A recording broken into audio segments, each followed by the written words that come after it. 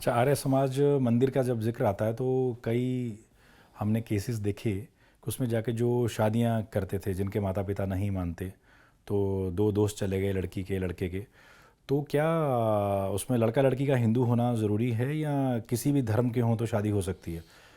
देखिए, आर्य समाज को जो ये अधिकार दिया गया था, कानून में दिया गया था।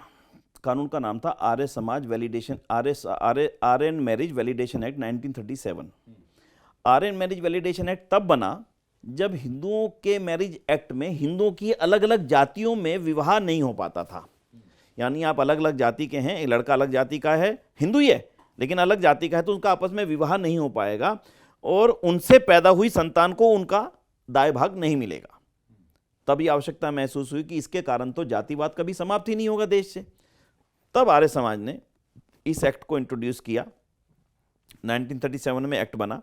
उसके पश्चात उसके कारण से आर्य समाज, ये मैंने भूमिका बताई किस कारण से होती हैं आर्य समाज में शादियां। तो आर्य समाज में जो भी शादी होगी वो होगी तो बेसिकली हिंदू मैरिज एक्ट के अंतर्गत ही।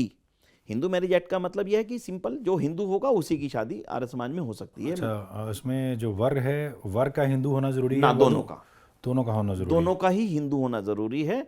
दोनों वैसे ओरिजिनली तो वो अपने आप को आर्य डिक्लेयर करें कि वी आर आर्यन, हम आर्य समाज से जुड़े हैं, इसलिए हम आर्य समाज में विवाह करना चाह रहे हैं।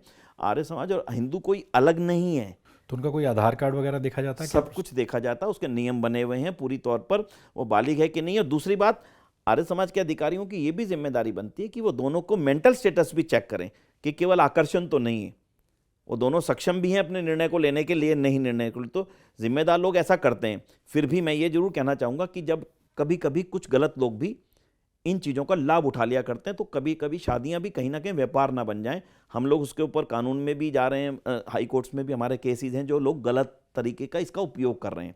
तो आर्य समाज में जो मैरिज होती है वो होती हिंदुओं के मध्य में ही है, कोई और मत का व्यक्ति आर्य समाज में शादी नहीं कर सकता।